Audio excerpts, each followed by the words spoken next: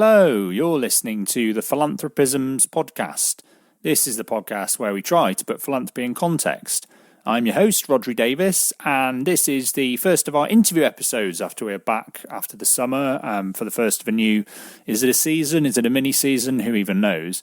But yeah, we've got a great conversation this week with Oli French and Sally Vivyan, all about foundation spend down or spend out, depends how you want to frame it. So yeah, it was great. I sat down a week or two ago with Oli and Sally, and we talked all things spend down. It was really, really interesting. So the context for this is both Oli and Sally have been involved in a group convened of foundations or trusts in the UK that are all spending out or spending down in one way or another.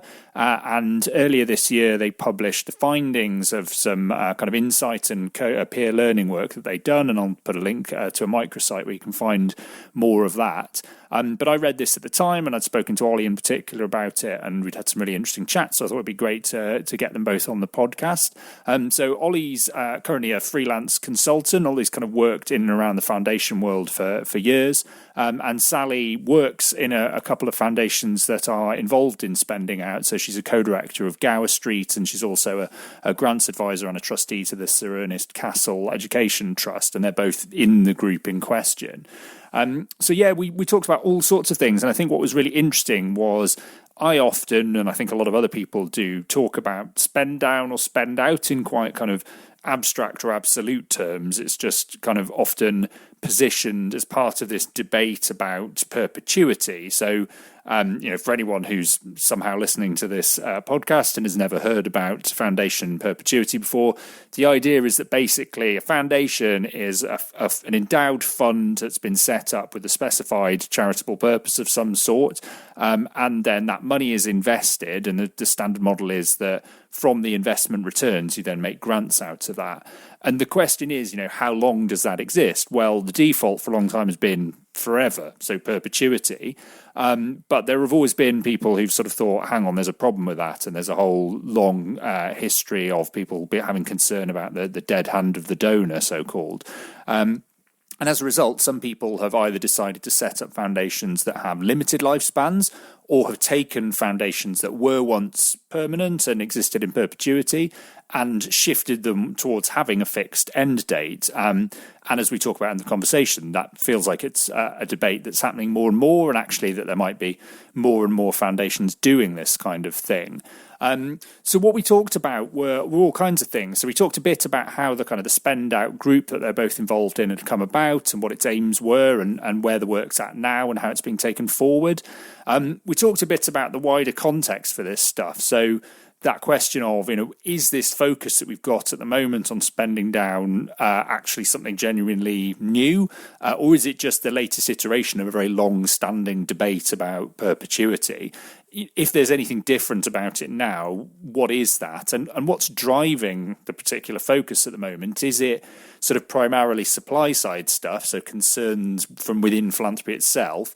Or is it more on the demand side, driven by the fact that the sort of scale of urgency right now is dictating that we think about how to use assets more in the present? We talked about whether perpetuity was, an ideal that people had chosen, or whether actually it was just a kind of default that existed for historical reasons rather than an active choice, and whether part of the challenge was just to shift that default or norm so that instead of it being the assumption that you exist in perpetuity as a foundation from the outset, maybe the assumption is that you're limited life and that you can still exist over the long term or in perpetuity, but you have to make a more active choice to do that.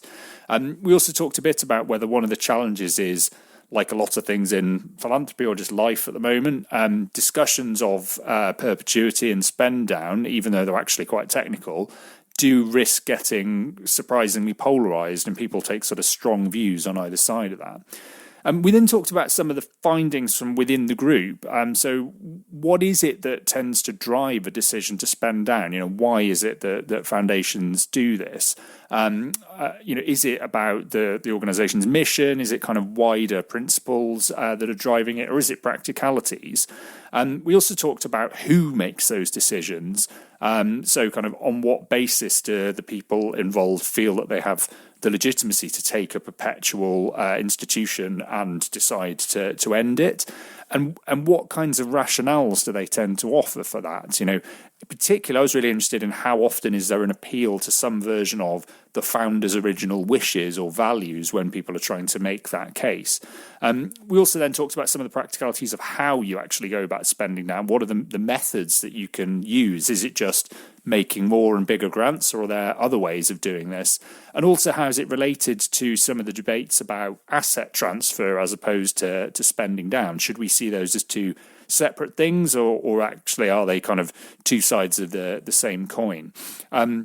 We also talked a bit about how debates around spending down are related to some other debates about the rate of foundation payout and whether there need to be kind of mandatory minimums of any kind for that, and also about the way in which foundations invest their assets and whether actually if foundations put more effort into investing their assets in line with their missions or using them deliberately for social return as well as financial return, that would sort of change the parameters of the conversation around spending down as well.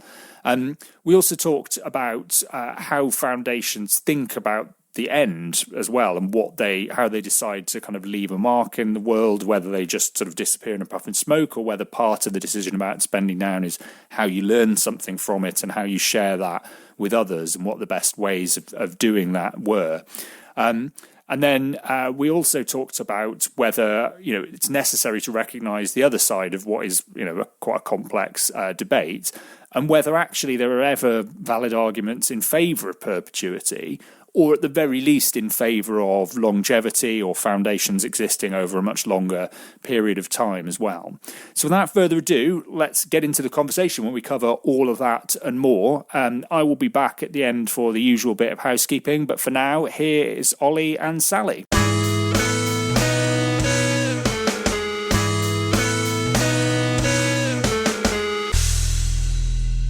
Okay, great. Well, I'm here with Oli French and Sally Vivyan. Hi there to both of you. Hello. Hi. Well, yeah, really looking forward to this conversation. So we're going to be talking all about spend down or spend out, and maybe we can come into which of those is the right terminology to be using. But just before I kind of kick into asking you to introduce yourselves, I guess the starting point for this was a really interesting group that was pulled together of kind of foundations and grant makers that are all interested in one way or another in this question of how you kind of spend down or spend out assets. And that put out a report that is freely available, and I'll put links in the show notes to places where people can get that, with some really interesting findings about kind of how they approached it and what they thought about it. So we're going to talk all about that. But maybe before we do that, if you could both tell us a bit about how you got involved in that group. So Oli, maybe you could go first. Yeah, sure. So it was an open call out to start with. It was the ACF forums, the discussion forums on there. And yeah, one of our colleagues, Alex, who was from a spend out trust, it was a really open kind of, is anyone else doing this? Shall we chat kind of thing? And he got a really good response basically. And so I originally joined kind of as a participant basically, because the agenda that they put together about, dealing with endings, planning out strategies, grantee relationships, all of the kind of some of the internal dynamics as well, operations, staffing stuff. It was similar to some of the things I was dealing with at the trust I worked for at the time, which was Lankelly Chase. And then after my contract ended there, because spend out trusts closed and staff leave, I ran a kind of learning community for the group that had assembled. My sort of pitch being, we can hang out a couple of times a year and talk in whispers about redundancy policies and board relationships and things like that, or we could do something a bit more, I don't say immersive, it sounds a bit daft, but something more kind of intentional and structured to work through the whole range of spend out thinking, really. I like it when things rhyme, so I put it as kind of motivations, preparations, communications, operations, even commemorations at the end. So we piled all that stuff in together, and then yeah, we've published sort of the results of what we've been up to, and here we are. And Sally, how did you come to be involved as well? So I work with two of the trusts that are members of the group, And we'd been involved in an ACF conference session a couple of years ago talking about spending out. And then when we saw this call that Alex had put out, we joined the first meeting. So I'm in the group with two hats on, as are my colleagues from the trusts. We were part of the slightly more involved learning community that Oli facilitated. And I'm also pulling together a book, which is primarily going to be a collection of case studies from the group with some kind of analytical chapters around it, which is coming out next year, because we're very focused on helping each other out with practical matters, but also kind of sharing that into the wider world to see where else it can be useful. Yeah, great. And there's loads to dig into that we've talked about before, and also that people will be able to find if they read the report. Lots of really interesting kind of insights and findings. I guess taking one step back, there's a reasonable level of assumed knowledge with this podcast. I generally assume that if people have bothered to click on it, they know a bit about philanthropy, and probably people listening to this will work in foundations and be kind of aware of all the debates around spending out and that kind of thing. But maybe it's just worth saying what it actually is that we're talking about when we're talking about spending out. I guess some people might think, hang on, isn't that what all foundations do? Aren't they always kind of giving away money? And I suppose the point is there's this distinction between the endowed bit, so the kind of the assets that the foundation owns, and they keep those and invest them. And then traditionally, at least, the model was you could do that pretty much forever and then spend out of the money that you were making in the form of grants. So what is it? What's the difference here? What are we talking about? Foundations making an active decision to do?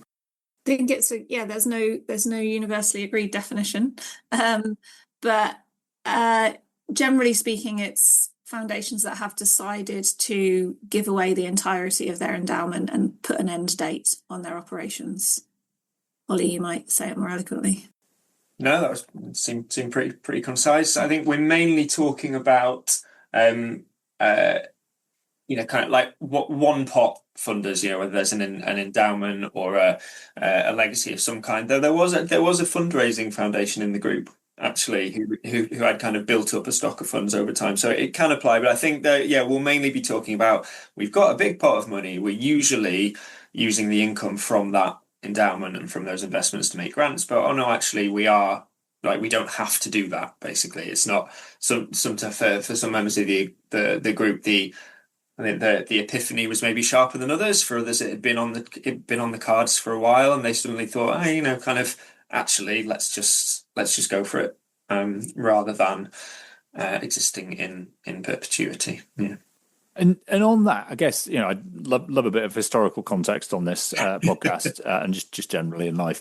But one of the things we talked about when we had a catch up before this recording was the question of whether this moment in time and the focus on spending down at the moment is something genuinely new, and whether there's a kind of new trend or phenomenon going on, or whether it actually reflects this much longer standing debate about whether allowing organizations and endowments to exist in perpetuity is okay. And there have always been these concerns about, the dead hand of the donor and the fact that organizations can become unresponsive to the needs of the times that they're operating in.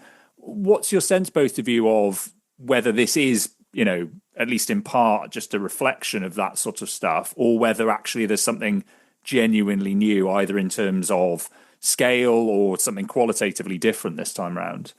Sally, I don't know if you've got thoughts on that. Yeah, the short answer is no, I don't think it is new. Nothing's entirely new, and there's lots of historically documented examples of spend outs, and it's been a theme throughout the history of philanthropy. However, we are in quite a specific moment. We are facing a lot of existential crises. And certainly if we think about our group, there are at least two of us which are, the decision to close is explicitly linked to climate change and the need to act now and put all your resources that you can into that situation now. On the more kind of power and positionality, there's certainly been influences around sense of neo-colonialism, the Black Lives Matter movement, even just spending more during COVID. So, we're in a particular historic moment, which is giving impetus to trusts to spend out. But that's only part of the story. There's also a lot of other reasons trusts are spending out, and there's probably, well, I take comfort from the fact that there are probably other times in history that have felt this difficult, and the world's moved on from them. So yeah, it's not new, but it is unique to the moment, I would say. Yeah, absolutely. And Ollie, I don't know if you've got thoughts on that as well. And particularly, I'm really interested in that question of how much of it is driven by external factors. So sort of awareness of, the scale of the challenges that we face at the moment and the urgency of them, and how much of it is slightly more internally sort of driven by individual organizations' sense of where they are in their life cycle, or, how things have changed for them. Yeah, I think there's or the ones we've worked with. There's a real mixture in there. Like, it's definitely one thing that it became clear really quickly is it's not necessarily a political or radical act. Certainly not. I think there are a lot of practical considerations that have gone in for some of the different trusts. Like I say, there's maybe a kind of stars aligning thing, but maybe everything's just moving a little bit quicker, where, there were catalysts involved, some of them of a more existential nature, and people becoming much more aware of the kind of wealth inequality that foundations can represent and perpetuate for some. But others, we also talked about kind of anniversaries, which are kind of a convenient taking stock moment. For some trusts, which is also linked in with one of the other early reflections, was spending out being a consequence of a strategic conversation, not the starting point. So people thinking through, what, actually post-COVID, maybe now isn't the time. One of the trusts talked about, it's not really a great look to be sitting on all this money right now, which is how they put it. But then that opens the door to a lot of other considerations as well about how to do this. Like this thing called philanthropy, whatever, like how to do it right, how to do it well, how to do it in the most kind of committed and generous way that they can. So yeah, coming across a real mix, different ingredients in different mixtures, I would say, for the reasons that people have, and also this to be too meta about it, this conversation, there might be people out there who've been like, well, spend outs have always been around. There's just kind of a few people making a bit more noise about it now. It's hard to get a handle kind of data wise on the stock and flow of who is considering it, who is not. Like, I'm intrigued by the sort of, there are kind of spend out trees falling in the woods out there that just kind of happen, but maybe they just do it on the down low a little bit, and there's not much comms about it. It just happens. Trusts have a natural life cycle, and people are perfectly happy about that. I think there's also, and maybe we'll talk about it in some of the other questions later on, kind of a generational thing. I do wonder if there's something about a particular age or a particular kind of vintage of trust for whom this might be quite appropriate. Like, I heard a few times, particularly around succession stuff, where it's like, so-and-so is the last original member of staff, or that so-and-so is the last person left who knew the founder and had the kind of relationship with them on an individual level, and now being a, one generation later or 1.5 generations later, now being a kind of, actually, what's this thing for? Why did we set it up? What might have been a fairly kind of modest legacy gift 50 years ago has maybe kind of sprawled and ballooned into something that really wasn't expected at the time, particularly if there was, as people will know, heavy investment in property in the UK anyway. Just thinking, what's this thing for? What should we do with it? Let's have a proper think.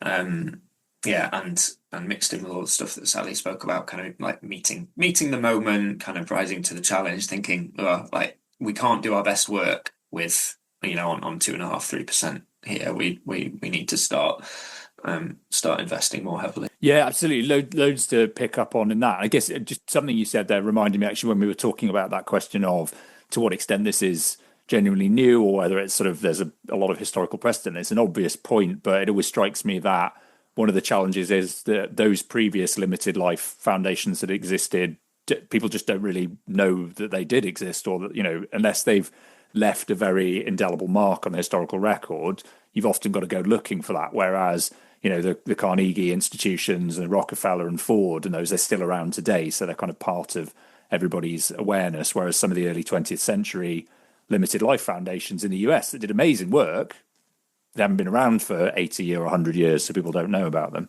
There was one other thing on that I was thinking about. It's a slightly basic tech point, but one of the aims of the group was to kind of bring together some quite disparate case studies and practice. So one of the first things we worked on was, grants analysis, like data stuff, which is a lot easier now thanks to things like 360 giving than it used to be. So, like, Sally, I don't know if you want to come in here, but we're like, okay, well, these two trusts are both in the group, and here we go. We crunch the numbers, and here's your list of grantees in common. So maybe let's think about it's not just about responsible exit, but also about kind of the sense of possibility that working together on some of this stuff in the same fields can provide. Because again, if now is the moment for more intensive investment with things like an eye on climate, there are going to be a lot of funders working in the same space, and got to take care there and think quite carefully about your place in the ecosystem. But it is now a lot easier to do that than it used to be. I don't know if you had anything to add there, Sally. Following on from what both of you have said, actually, I think there's kind of two, for me anyway, two motivating reasons to talk about this outside of the group and to have conversations like this. And one is around that kind of taking that ecosystem view.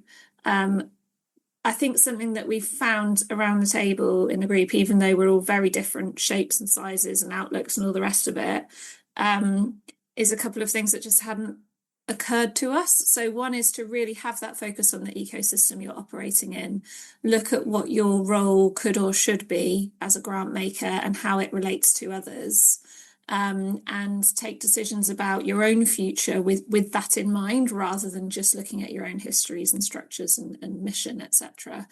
And then the second one is, or maybe it should have been the first, but basically just realizing that within those considerations, spending out is an option. And I think, like you said, Rodri, that in history, we forget the quiet ones that did good work and closed, and we remember the names that persist. And I think, that's led to a perceived norm that trust should go on in perpetuity, when in actual fact, there's very little to say that has to be the case.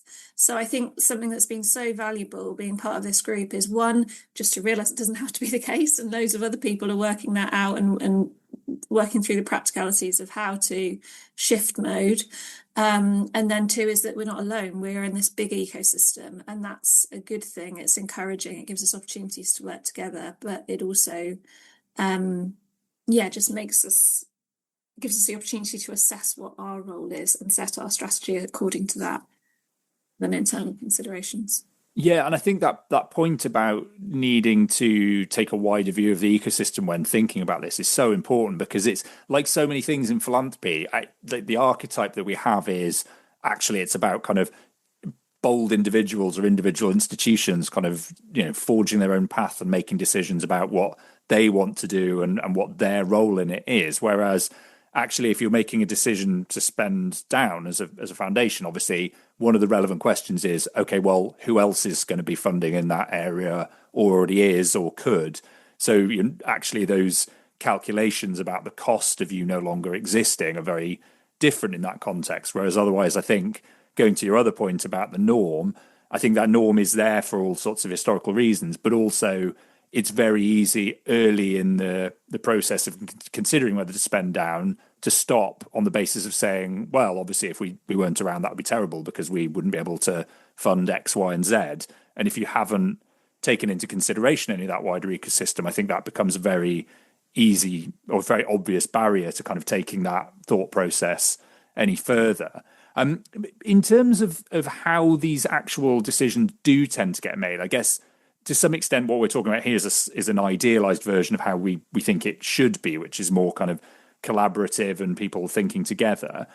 What did you find both sort of within the group and in kind of, what the group was able to say about not necessarily why the decision's made, so the motivating factors, but kind of how it actually happens in practice? So who tends to be involved in that decision and what sort of process do they go through particularly if you're talking about shifting from perpetuity and the organisation being like that to making it a limited life foundation? I think there's one I'd like to flag in particular because it's so simple, which is Polden Puckham Foundation, who are part of the group, had it on their agenda that every 5 years in the AGM they would consider, I don't know the wording, but whether to spend out or what the lifespan of the organisation should be. And it just meant literally the question was there and it came up with regularity, so that then when the stars aligned for different reasons that it felt the right time, the board had the permission to do it, or at least the trigger to have that conversation. And as Oli said before, in others, there's a whole range of reasons. Some in the group were set up as life limited foundations. One was a fundraising foundation, and its capacity to fundraise was coming to an end, so it led to the question. With others, it was big a centenary in one case, big anniversaries or changing of generations on the board.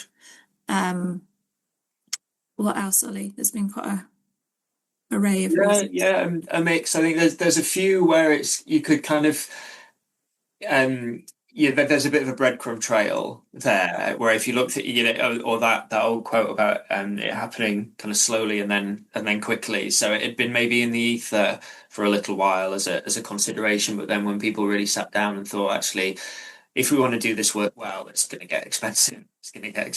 Then it's going to eat into the endowment, and then they came to it. That's in that way. I think from the board members and the people I've spoken to, I think it's just an indication of kind of charitable governance models in particular. It's quite a top down thing. In my experience so far, it is the kind of decision that only really boards have the power to make. I've not been in the room for any of the kind of whether that was a real tangle. I actually didn't get a sense of that, and I asked everyone about that. I was like, was it basically I was like, did you all fall out about it? Was it a controversial thing? Did you have people on both sides? And I hope they weren't just kind of glossing over it, but I didn't actually get the sense from it, senses of kind of it was difficult but not fraught, and not completely characterized at a board level by factionalism or anything like that. The people in the group, I think on the road to making it and having made it, people have really stood by their decisions. Actually, they've been really confident that this is what represents their best offer, and that they're going to go for it. But I don't know if it relates in any way to some of the other questions we'll talk about, but I haven't got much of a sense of kind of bottom up grantee movements to get rid of this thing. We'll get into this, I'm sure, but I've not seen much of that. Obviously, grantees and charities will want the ingredients of that, kind of.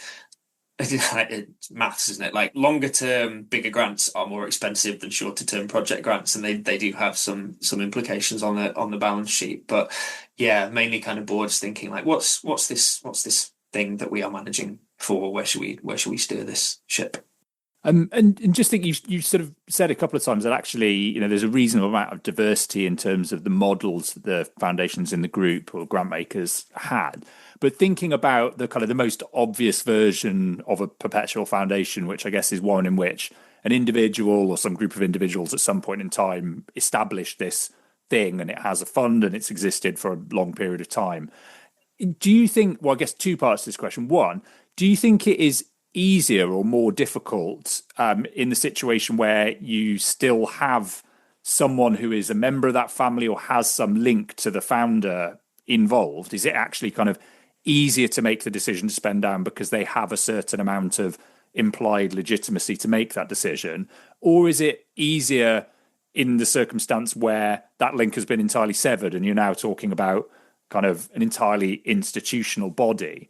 And I guess the second part to that question is, in either case, when they do make the decision, how often do you see them making some kind of reference to the original founder and their wishes or their values in order to kind of explain or justify it? Sally, I don't know if you've got thoughts on that one. Yeah, I think we've kind of not been able to work out whether there's one kind of consistent thread in that. But if there is one, I think it is making the decision in relation to the founder and their wishes. So it has on several occasions been a new generation of the founder's family coming onto the board, which has had that legitimacy to raise the question. In other cases, it has been when the founder has passed away, but the board or sometimes it's senior staff, particularly in smaller trusts, have felt able to raise the question because they feel it aligns with the founder's wishes, the way they would have wanted to do things. So more often than not, there's something about generational shift, but with links back, which isn't that surprising really, because I mean, people who make enough money to leave a trust are often quite entrepreneurial, dynamic people. They've been really active in the world and they've driven change. They're not often people who, well, they're more often that than people who might just want to kind of do something very, very steady and long term. So it's not that. It often does make sense to link back to how they might have wanted to do things. And I think that can be the case for values as much particular interests. So there might be a couple who are like, oh, they were really interested in sight loss, for example. Like that was their thing. Or they were really interested in, like Sally's, the values they brought to the trust were about impact or hard work and humility and things like that. And so the board as it is now are thinking through how to be the best vehicle for a particular set of values, as well as a niche interest. I don't know if they were really into horses. There is those different things, which again was another interesting bit of the group, and the kind of the uniting the tribes possibility, where you do have the people who are thinking deeply about the economic extraction that can lie behind the investments that foundations rely on, and you've got the kind of mission-driven sort of like get things done crowd that can flow from, say, a business fortune, that kind of thing. So it's interesting. Yeah. And I guess sort of the broader that the purposes of the foundation are, and quite a lot of them are relatively broad within certain kind of criteria, the easier it is to perform that sort of thought experiment of, well, if the founder was around today, what would they be interested in, or what would they want to focus on that isn't necessarily exactly the same, in terms of specific focus areas as it was at the time, because the context has obviously changed enormously. And I think, often you can make quite a reasonable argument about that sort of thing. I just wanted to move on a little bit and kind of touch on a few of the nuts and bolts. So let's assume, we've kind of covered why organizations might want to do this and sort of how they might go around making that decision.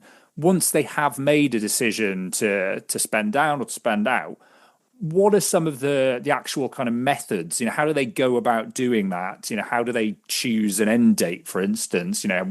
What do they do in terms of making sure that they're spending more money? Is it literally just give away bigger grants, or are there kind of other things that they could be doing as well? Again, it is quite a mix. So there's a definite kind of few of us within the group, probably up to half, I would say, who have opted to give bigger multi-year grants than they have done in the past. Often those are unrestricted or loosely restricted, and it is really, not to go off on a tangent, but it's really interesting how grant making practice seems to evolve more along kind of open and trusting lines once you've made the decision to spend out. So that's the case with a lot of trusts. With some, it's just about increasing volume, keeping the model going, but cranking it out faster. With others, I don't know if we want to get into talking about redistribution rather than just giving out more grants at this point, but others it's more about redistribution of chunks of the endowment of assets. So some continue business as usual but speed it up. Lots go to kind of bigger, more trust-based relationships, sometimes leading to more kind of field building and networking amongst grantees as well, with an eye towards a bigger impact and possibly more sustainable models to leave behind. And and then there's redistribution. Am I missing any significant ones, Ollie? No, I don't think so. I think this is this bigger question we chewed over in the group a lot, where it's kind of what is really different about spend down and what is actually just what everyone is doing all the time, particularly when you bring numbers into it, where, you know, like lots of the spend downs that we worked with anyway, they're like in the grand scheme of UK philanthropy are on, you know, they're quite modest endowments, so that their grants still kind of on a financial basis can't, not that it's not a matter of competition, but you can't really compare them to a big grant from a huge perpetuity funder. A lot of what they're doing is part and parcel of the normal practice of grant making. So yeah, some of them are making bigger grants by their own standards, but maybe not by others. And the same for kind of I'm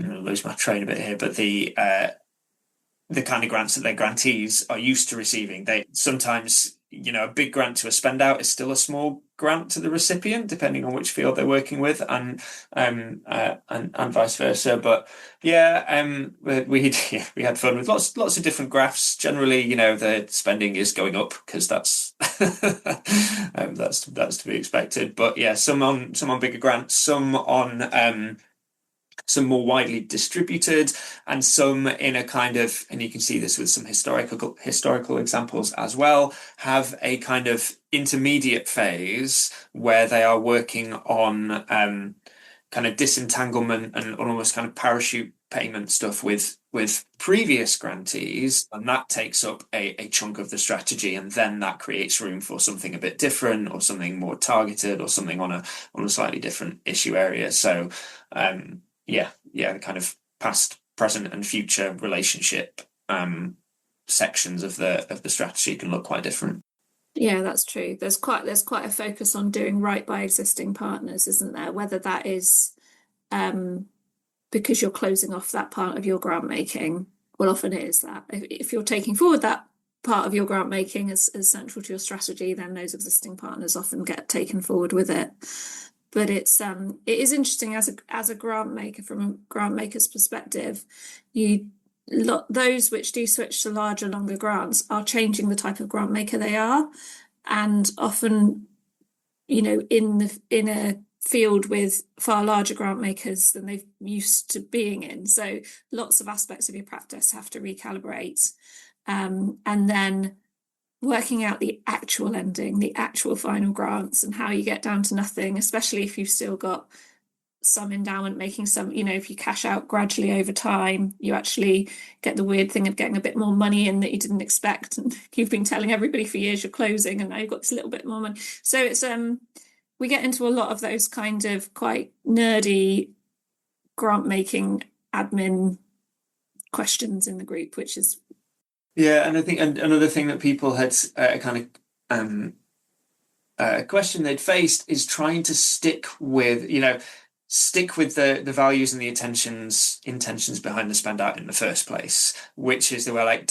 is this grant modeling what we really want to be doing with what remains of our limited resources, or is it the kind of like line of least resistance, you know what, let's just give everyone the same and feel okay about it. That's where people had some of their bigger questions about their practice, I think, because, you know, if you're spending out on a kind of mission-based strategic intervention, that requires a different kind of grant making from we're spending out because we see unprecedented need in our sector, and that will result in, you know, like different graphs, yeah, sure, but like different kinds of distribution of funds between the kind of targeted and the alongside and the relational, and the, you know what, like, we fund in this sector is really struggling, so basically let's open up the books rather than accepting X% of applications, let's accept Y% instead. That will lead to a different sort of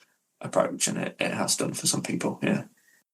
Yeah, and I would guess, I mean, right, speculative, but the nature of the decision to spend out would have a bearing in that I can see that those organisations that are deciding to spend out because they see some, you know, increased level of urgency at the current moment, or because it's, you know, an internally driven thing around a a kind of anniversary of some sort, you're more likely to think, actually, what we're doing at the moment is broadly right. Let's just do more of that and, give more to existing trustees.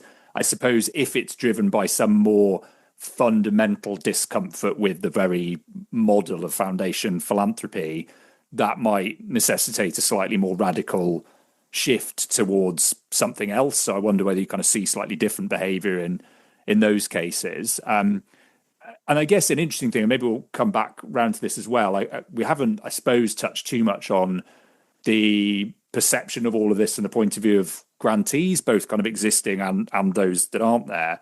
And in terms of how charities as a whole view this conversation about spend out, again, I guess if their sense is when an organisation decides to spend out, that just means that its existing grantees get more money.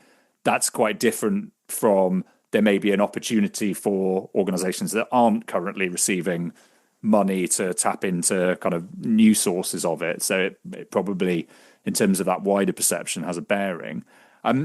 The thing I wanted to ask about, actually, and I think you sort of alluded to it before, Sally, and then, but I think it'd be useful to come back round to is whether within this conversation, we're talking about kind of grant making as the primary method for doing this and kind of increasing spending, whether actually transferring assets in sort of larger bulk to another organisation, so that they're still endowed assets, but the organisation that's spending down doesn't have them anymore. Is that a part of this conversation, or is it a sort of separate conversation that is linked, and we kind of just need to acknowledge that it's something slightly different? I would say it's separate and linked, but there's big grey areas in between. And I think lots of us which do work for spend outs have considered redistribution of assets at some point on this journey.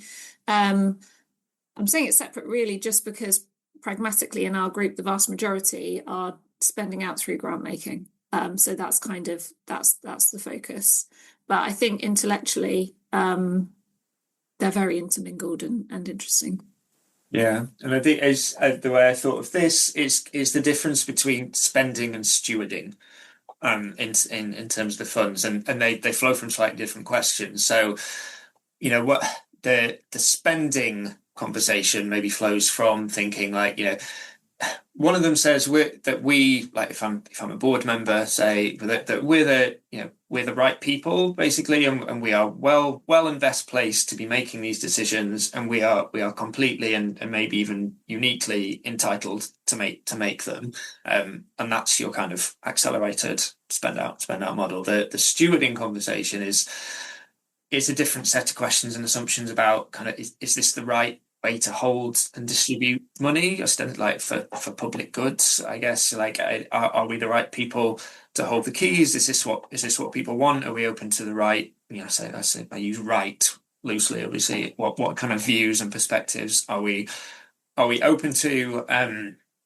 And do we, we again, as this sort of fictitious board, we currently have the tools through to make channels through which these funds can flow, but what happens if we spread these tools more widely, as well as just kind of I'm making weird hand gestures on an audio recording here, but how are funds flowing here? Are we the source of them? Are we a spring? Are we a dam? Are we a leak? I'll get rid of that analogy now. Yeah. But yeah, who's in charge? Like, why is the money over here and not over there? Like, what's going on? I think that's it, and I think that question of agency is what's common to both approaches. Actually, whether you're grant making or redistributing, you're kind of acknowledging that the agency shouldn't sit with us anymore, and if you're grant making, it needs to sit with those frontline charities, NGOs that are doing the work on this, whatever the mission is, whatever the trust is facing. Whereas if you're redistributing and you're giving parts of your endowment elsewhere, then you feel, I would assume that the logic is that the model of philanthropy should continue, but the agency for managing that should sit with other people now. Yeah, absolutely. Again, I think it's really important to make that link between these two conversations, but also to make it clear that they are slightly different in nature and have kind of different implications. I guess the other one actually makes me think there was another conversation within philanthropy that I think is worth linking, because I'm not sure it is always kind of clear in people's minds that it is related to spending down. But to me, the question of how foundations invest their endowed assets is really relevant, because again, if the starting point for this is you've got your traditional model, you've got a big mound of endowed assets, and then a small amount of that every year is available to be paid out in grants. Obviously, if you've got fundamental problems with that whole notion of endowed assets being used for philanthropy, in part that might be because of a sense that they're somehow wasted or not being used or not being kind of fully utilized, and it's easier to feel like that if all that's happening is that they're being kind of invested in a fully for-profit or commercial way. I'd be really interested in your thoughts on kind of how does it change some of those kind of calculations or perceptions if we're shifting towards actually foundations are thinking about how they use their investments as well to try and further their mission or drive social impact. Does that kind of then in some cases lessen the case for spending down? I think that's very, like, as with all of this, it's about who, which tree are you in the ecosystem? Where do you fit? So it depends on your size and your goals for your impact. So several of the trusts in the group are really relatively small and their endowments are relatively small. So the priority was actually, okay, spend out, cash out. For others, they have definitely considered how they're invested very deeply in lots of cases, and some have changed that investment portfolio along with accelerated spending towards spend out. So again, I think it's a bit like with the question of redistribution versus spend out. They are very interlinked, and there is correlation between the two. But that decision between whether you become a wholly spend out trust or whether you become one which just starts to utilize your investments in a different way comes down to your individual circumstances. And the urgency, as well as kind of what, how big and useful or otherwise is your endowment, but also the external drivers that we've talked about, the urgency of what you're addressing, etc. It's a very, to zoom it out to a very broad question. It's like everyone is thinking, how are we putting all of the resources that we have to the best possible use?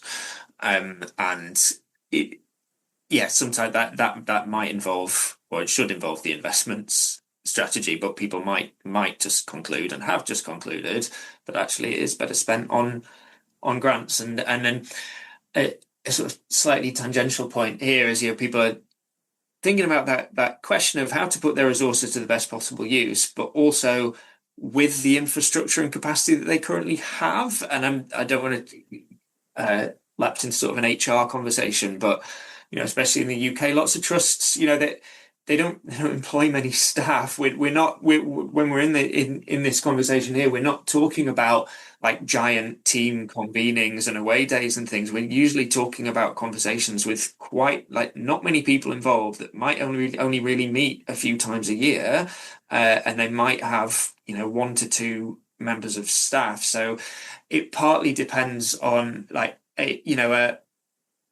a trust that had a whole team working on grant relationships and investment management will come up with a different answer to that question, and they will they might uncover more stones than a small board with a limited staff team who may be going deep down the rabbit hole of divestment conversations is maybe just not really something that they have the infrastructure and capacity in place to do. So I think there is an element of that in there as well, if that makes sense.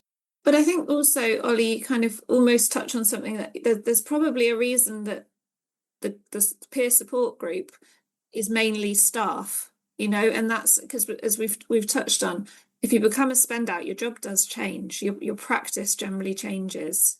In the most simplified version, it just gets your workload gets a lot more, and then it changes over. It doesn't seem to tail off towards the end, is what we're finding. It seems to become more complicated. So yeah, I'm losing my train slightly, but there is that question around capacity and resourcing, and the fact that does change, become more complex, and often increase with the decision to spend out and the delivery of that strategy, which is another reason that we think it's important to talk about it and bring people together and just to be aware. And you mentioned there, actually, that reminds me of something else I wanted to ask you about. I guess we've talked about the start point of this process, the decision to shift from perpetuity to spend down, and then sort of how that might happen. I guess the whole point is that there's an end point as well. What did you learn here from the group in terms of thinking about that ending? I guess, as you said there, Sally, there are just sort of practical challenges with it, in that the workload probably gets more rather than less as you get towards that. But then also, did people have in mind kind of ways in, idealized endings? Is it kind of, it basically is probably not a point where you just sort of stop writing checks and down tools. There's got to be some more strategic thought given to, how you want to leave the organizations that you were working with and the cause areas that you support in a better place than they were when you found them. And also, I guess, whether there's learning and insight to be garnered from the process you've gone through and what you want to do with that. So what did you hear from the group on that?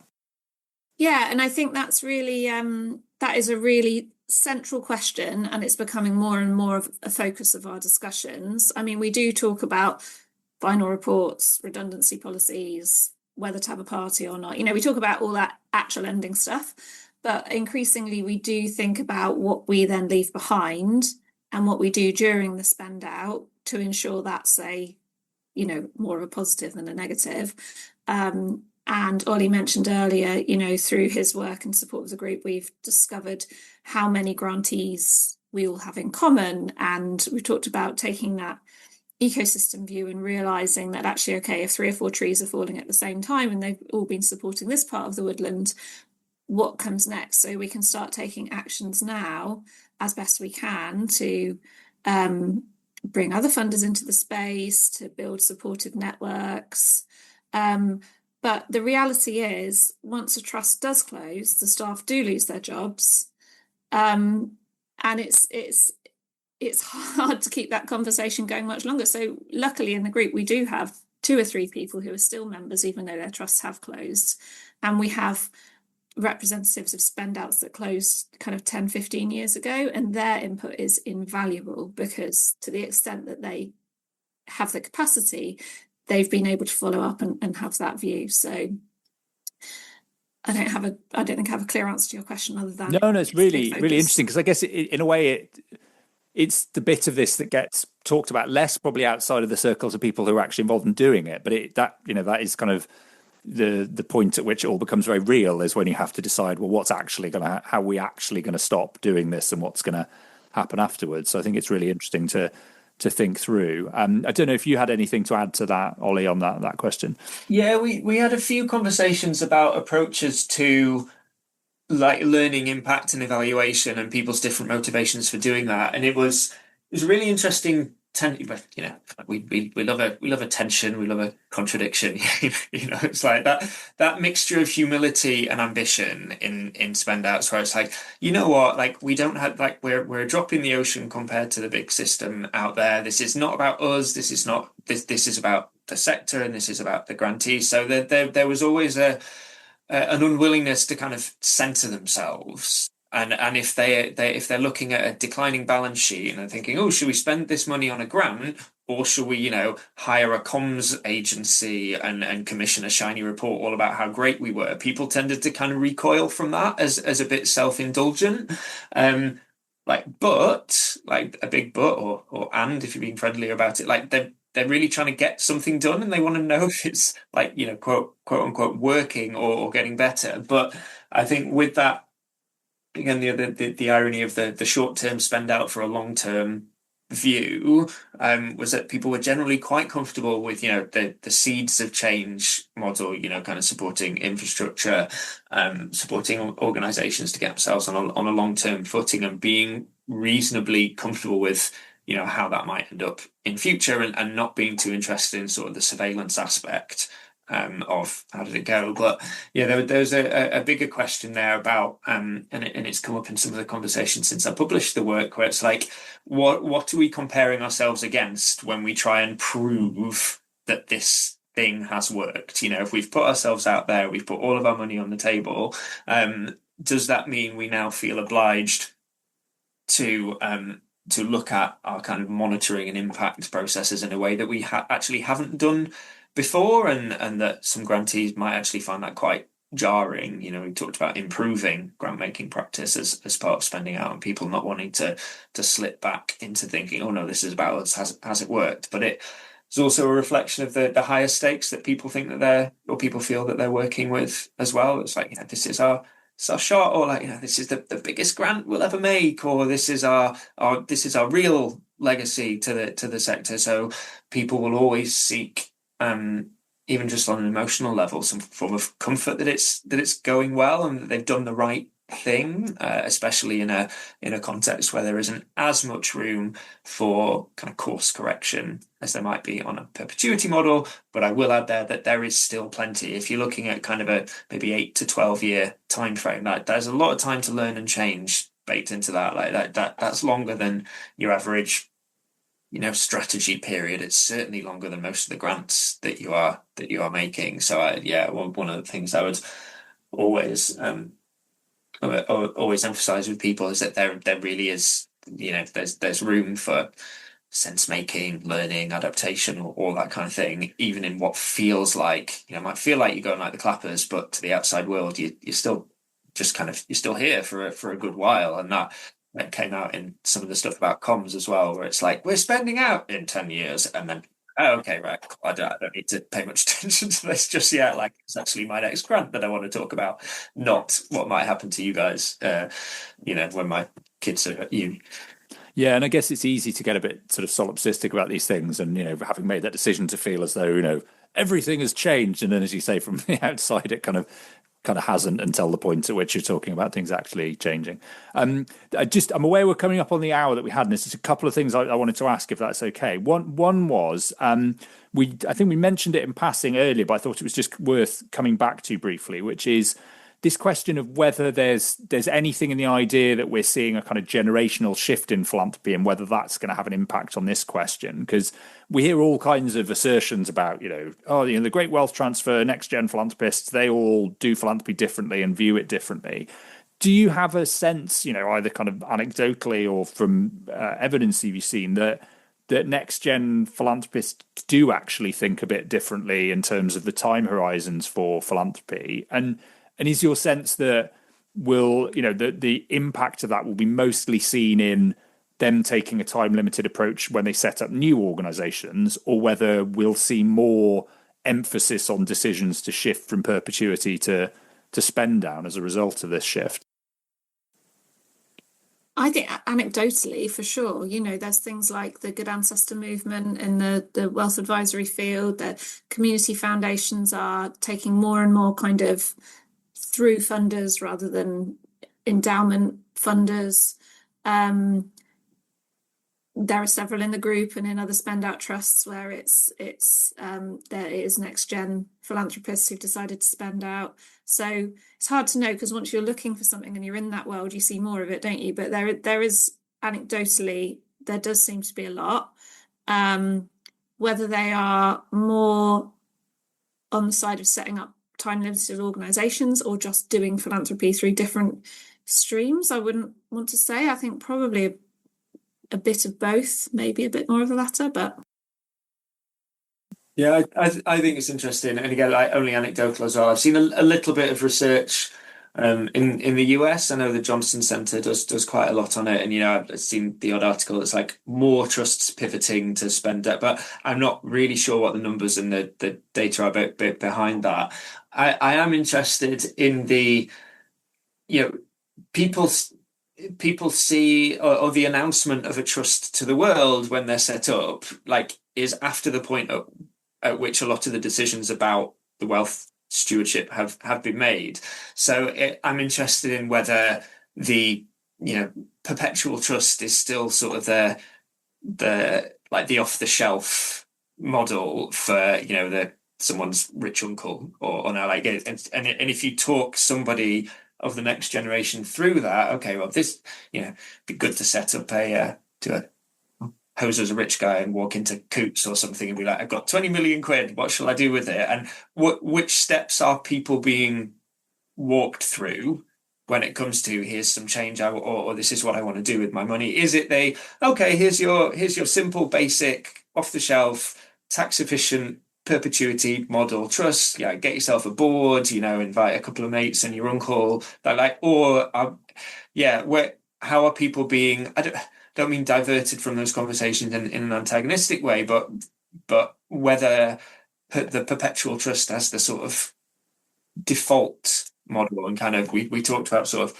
sleepwalking into that in the group, where there are different ways of spending money. Like, you don't even, once you charitify money, you can't uncharitify it. I think it's like, you can't untoast bread. Like, what it's done, it's still like, once you put it in that vehicle, it's really quite difficult to get it out of it. And some of the work that we've done in the group is talking through some of those sort of technicalities, even if it's like, okay, how do we set up grants that actually last long into the future beyond our closure? And then in the past, what some trusts have had to do is set up kind of their own legacy institutions so they can still take, monitoring information and things like that. But yeah, and then with in America in particular, people talk about what's the vehicle of choice for your, Zuckerbergs of the world or whatever. There's all kinds of governance issues around how you set up, what kind of pot you put your money in, and therefore how it's possible to get it out again. I wonder. Yeah, and I guess that brings us back to just sort of one final question, or trying to sort of tie some things together, where we talked, up front about some of the wider context for this whole discussion, and it is one of those odd things in philanthropy, which is like essentially sounds like quite a kind of technocratic, niche interest conversation. Yet actually touches on much broader issues, and as a result, I think because philanthropy is so kind of inherently values laden, gets people surprisingly heated. Actually talking about spending out or foundation investments can often get sort of surprisingly polemic in a way that's not necessarily helpful. And I think in this case, because it often gets framed as, spend out good, perpetuity bad, or the other way round. And I was wondering what your sense is of what the kind of idealized picture would look like in the future. Is it, as you were kind of alluding to there, I think, Oli, one where we've just managed to shift the default, so at the very least people, are given the full range of options and can make an informed decision rather than it just being, here's a perpetual foundation? Or is it that, on balance, there should be far more perpetual foundations? Or, some people might argue all foundations should be kind of limited life in one form or another, and there should be no perpetual ones. What's your sense of, where we should ideally settle on questions like that? Yeah, if you want opinions, I think shifting the default is a good start, because I think a lot of us do kind of sleepwalk into this idea of perpetuity without critically engaging with it, and I think it can be a good trigger for critically engaging with lots of other things, as we've covered. Grant making practice, what type of organisation you're funding, how you feel building, all the rest of it. So I think it's a really positive thing to not have it as default and to understand the range of options on the table. Perpetuity is a bit of a problematic term to my mind, because what exists in perpetuity in nature, in the world, not anything I can think of in reality. But in terms of very long-term models of grant making, there are still really strong arguments in favour of that in some places and for some organisations. The independence, the separation from electoral cycles and economic cycles. If you look at, can't rehearse them now, but all the good that those type of philanthropies have done in the world, often in combination with kind of more urgent feeling life limited organisations or funders, they're still a really important part of the ecosystem. But it's more about asking yourselves the critical questions of yourselves and seeing, where you should fit, where you can play your most effective role. you do a whole series on this, I'm sure. But it's you said it taps into some other conversations. I think the conversation about it, for me anyway, it's less about kind of spend out or not spend out or perpetuity, time limits, whatever. But it taps into a bigger question about whether foundations are spending enough money, full stop.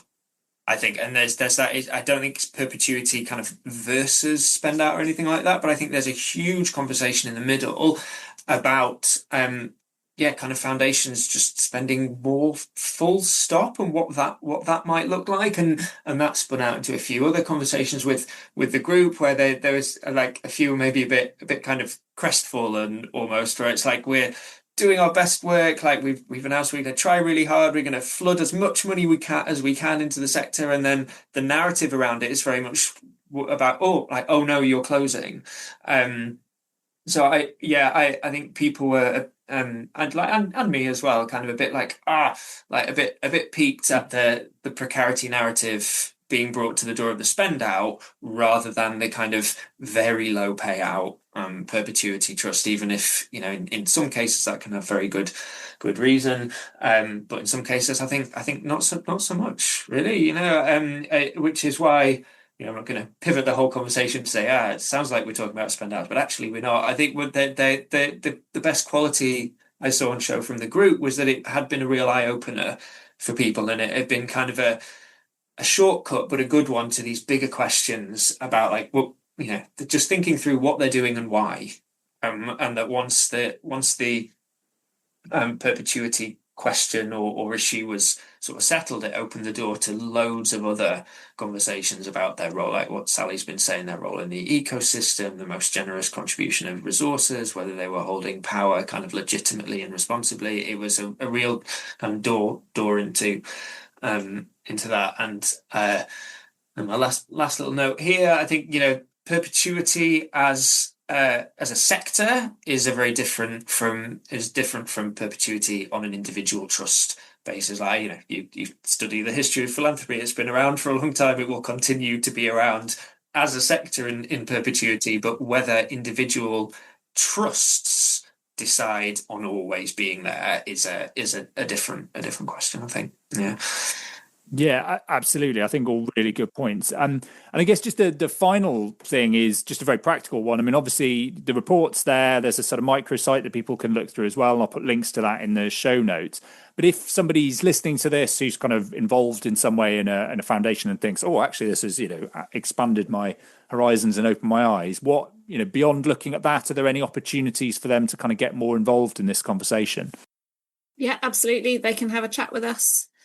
We meet physically as a group every 6 months, and there are new members at every meeting.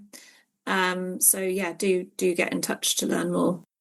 Brilliant. Well, yeah, I'd heartily encourage people to do that, and I'm sure there'll be at least one person listening out there for this kind of road to Damascus moment. So look forward to seeing what comes of it. And just remains to say thanks ever so much, Sally and Oli, for coming on the podcast. It's been really fascinating to dig into this topic. And yeah, wish you all the best with the efforts around the group in the future. Thank you. It's been great.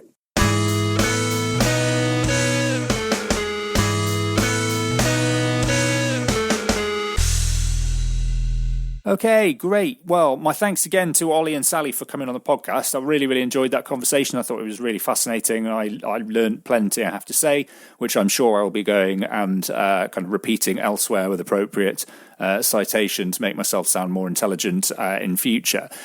If you are interested in the stuff that we talked about, as I say, do check out the microsite that Oli put together. I'll put links to that in the show notes. Lots of really, really interesting stuff in there. If you're involved with a foundation that is thinking about spending down or currently doing that, and you want to get involved in the group, the kind of support group around that, I'll put a link to where you can find the group within the ACF Funders Collaborative Hub. I'll also put some links to other things that we've talked about on the podcast and articles that I've written and all sorts of stuff about spending down or about foundations more broadly that might be of interest. And in general, if you're interested in stuff around philanthropy and civil society, do check out the website at whyphilanthropymatters.com. Lots of long-form articles there, sort of shorter guides as well, lots of news updates, and of course, all the back episodes of this podcast as well. You can also follow me on social media. You can find me mostly on LinkedIn these days, although increasingly I'm finding that a little bit depressing with the change of algorithm and the amount of AI-generated slop that's on there. So how sustainable that is, we'll see. I'm also on Blue Sky. Don't post an enormous amount on it, but I am there. And if you can engage with me and encourage me that it's more worthwhile my time to do posting, maybe I'll do that in future. If you like the podcast, do leave us a nice review wherever it is that you get your podcasts. I'm sure that kind of helps to boost us up the algorithms. And do it the old-fashioned way as well. If you know somebody that you think might be interested in this podcast, a friend, a relative, a colleague, or a sworn enemy, do tell them about it. Yeah, word of mouth, I think, counts for a lot in this day and age. So other than that, just remains to say thanks so much for listening. I will see you next time. Bye!